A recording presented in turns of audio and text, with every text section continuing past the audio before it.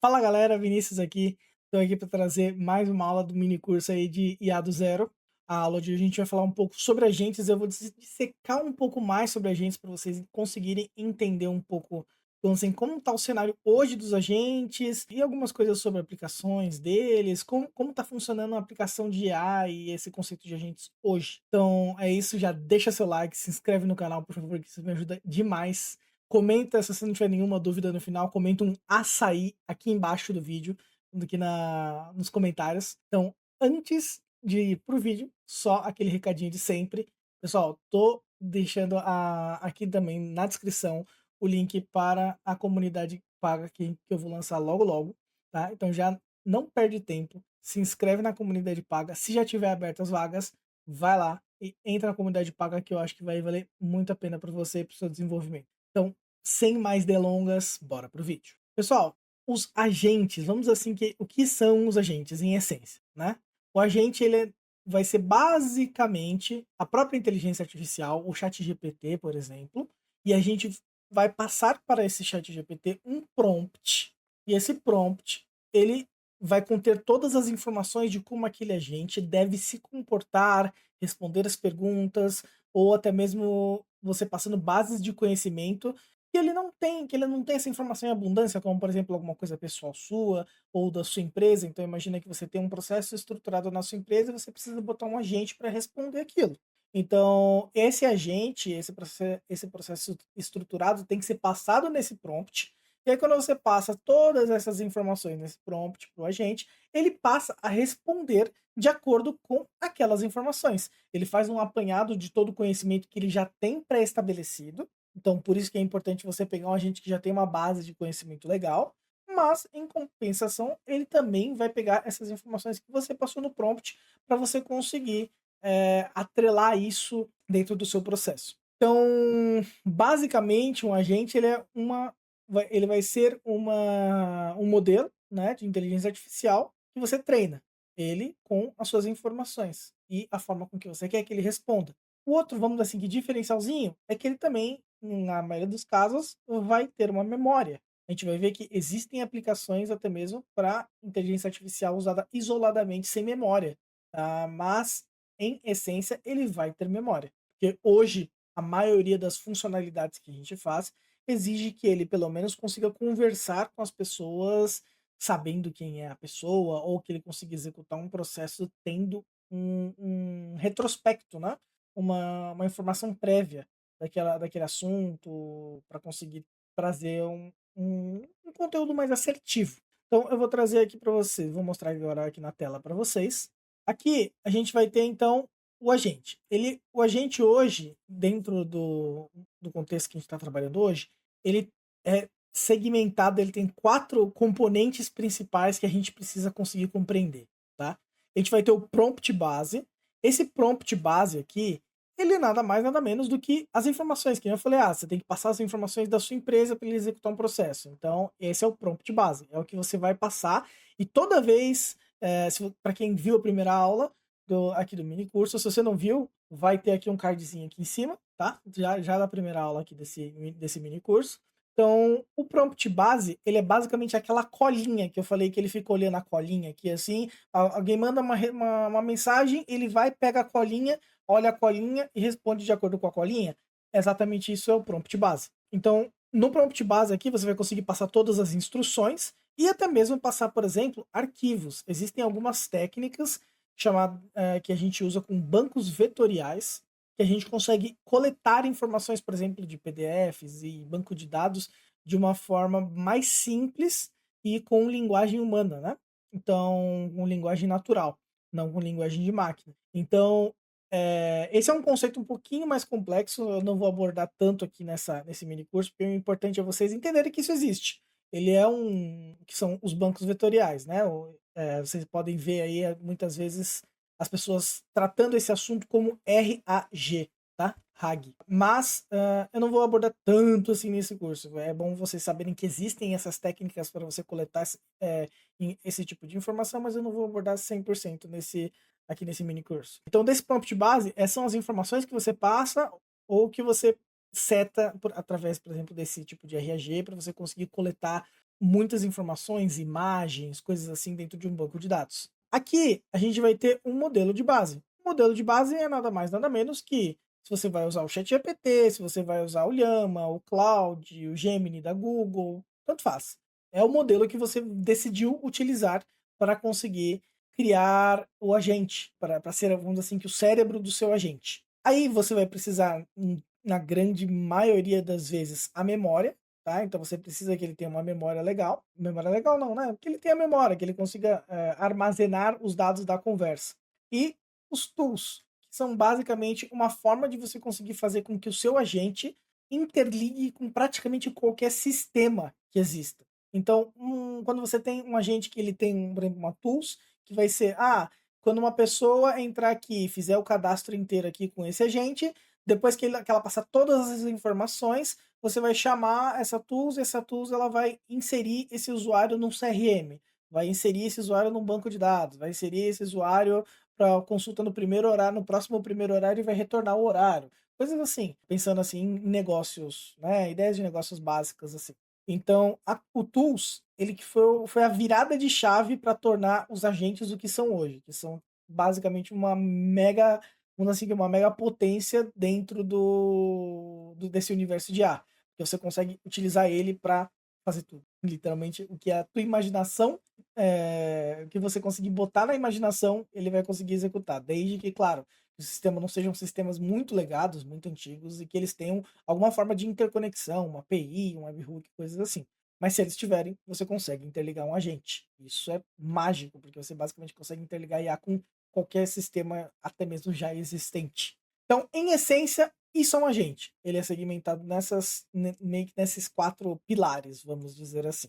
Agora, o que, que a gente tem que entender? O que, que é legal a gente entender? Hoje, dentro do, vamos dizer assim, a gente tem alguns níveis de utilização de inteligência artificial dentro do mercado. No primeiro nível, vamos dizer assim, a gente vai ter um modelo simples, sem memória. É um modelo que você pergunta uma coisa, ele responde. Você pergunta, ele responde, mas ele não. Se você perguntar uma coisa, ele responder, ele já não lembra mais o que você perguntou na passada, entendeu? Então, ele vai servir para algumas tarefas bem pontuais, onde você só precisa que ele responda uma determinada pergunta e ele não precisa de histórico, não precisa de nada. E aí, ele. Por que que ele ainda é utilizado, então, em comparação com os com memória? O que é importante de vocês salientarem é que hoje, enquanto a gente não faz por fine tuning, a gente faz tudo via prompt, tudo que você coloca no prompt vira custo. Isso é muito importante de se entender. Tudo que coloca no prompt vira custo. Então, quando você tem um modelo simples sem memória, que você só coloca o prompt inicial dele, ele não fica armazenando toda a conversa e todos os dados que vão tendo passados, né, daquela interação. Então, isso faz com que eles enxugue um pouco o custo dele, entende? Então, isso é um modelo interessante para algumas aplicações pontuais onde você não precisa de fato histórico, só precisa daquela resposta imediata e aí você configura ele para responder de acordo com os dados ou qualquer coisa do gênero. Aí, aqui a gente já vai ter um modelo simples com memória.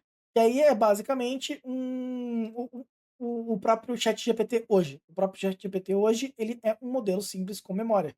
Tá? Quando você entra lá e acessa a OpenAI, acessa o ChatGPT para perguntar as coisas lá, ele é um modelo simples com memória. Ele é um modelo que ele tem acesso às informações, às vezes você pode colocar até acesso à web, você consegue fazer algum nível de instruçãozinha, mas ele é só um modelo seco, sem instrucional nenhum, e ele vai ter a memória de resposta. E aí a gente começou a entrar com os conceitos de agentes, né? Que são os modelos simples com dados personalizados. Os agentes, por exemplo, na OpenAI, eu vou entrar aqui agora para vocês verem, na OpenAI você consegue vir aqui e configurar eles já via Assistants, essa aba de Assistants aqui no Playground da OpenAI. Os assistants, a OpenAI, eles meio que já estão um pouco à frente do mercado, um pouco à frente da realidade do mercado como tendências, né? E aí eles já fizeram o quê? Eles já montaram esse pacote que eu falei para vocês aqui em cima, onde você vai ter o prompt base, o modelo base, a memória, o tools. A OpenAI já se adiantou, sabia que isso ia virar tendência, e eles já criaram o Assistant, que é um sistema de agente automatizado da OpenAI. Então o que, que você pode fazer? Você pode vir aqui, cria um Assistant, aí você coloca o nome, coloca as instruções, aqui as instruções é o prompt base, o modelo aqui, ó, você escolhe o modelo, e aí ele tem algumas coisas que você pode até alterar para melhorar a performance dele de acordo com a aplicação. Esse file search é para procurar, por exemplo, dentro de arquivos, né, de PDF, essas coisas, mas o tools, né, que é o outro pilar, é esse functions aqui, ó. Então eles já se adiantaram e criaram um modelo próprio, sem que você, tipo, tenha que configurar tudo isso na mão. Porque o functions, ele é como se fosse para tentar ficar mais fácil para vocês, como se fosse um prompt interno que eles deixaram lá, que toda vez que você coloca a função aqui e descreve como chamar essa função, ele vai chamar aquela função quando chegar àquela determinada situação. Mas e, por exemplo, para o Gemini, para as outras plataformas que ainda não tem essa sistemática igual o ChatGPT? Aí a gente acaba tendo que usar outras plataformas para gerar esse modelo. Então a gente vai ter que usar, por exemplo, a API do Gemini, a gente vai ter que vir aqui e vai ter que criar utilizar uma plataforma como, por exemplo, não necessariamente uma plataforma, mas algum, por exemplo, se for no N8N, módulos específicos, como o LangChain, certo? Então dentro do LangChain ou do N8N aqui, ó, você tem até já, por exemplo, esse módulo. Esse módulo ele faz tudo o que faz esse conjunto aqui, essa telinha aqui da OpenAI. Então aqui você consegue escolher modelo, então você consegue escolher o modelo do Gemini, do Llama, de qualquer outra aplicação, né, de LLM. Aqui você consegue colocar uma memória, então a memória ela não vai ser algo intrínseco já, igual aqui no ChatGPT. Se eu vier aqui no ChatGPT e digitar, sei lá, eu não coloquei instrução nenhuma, mas eu vou dar um oi aqui, ele deve me responder alguma coisa. Tá vendo que ele gerou essa thread? Essa thread aqui é é um código que eles usam para armazenar todas essas informações aqui. Então, esse oi e esse oi, como posso te ajudar hoje, foi armazenado aqui. Então, ele naturalmente já tem uma memória, o assistant da OpenAI. Quando você pega o Gemini lá, por exemplo, ele não vai ter uma memória necessariamente. Então, você precisa fazer o quê? Você precisa criar esse sistema de memória. Então, você vai ter um banco de dados, como você vai ter um banco de dados que você vai acrescentar aqui nesse memory, e aí nesse banco de dados ele vai sempre armazenar essa conversa. Ele vai fazer o processo que esse thread faz automático aqui da OpenAI, ele vai armazenar dentro do banco de dados as informações. Ele vai criar um ID único também, igual o thread ID aqui, e ele vai armazenar essas informações aqui. E o tools é a mesma coisa do tools aqui. Você cria do functions aqui. Você cria uma tarefa que ele vai executar, como, por exemplo, imputar dados num sistema específico ou executar uma ação num sistema específico, de acordo com a requisição que for feita aqui no chat para esse modelo que você colocou.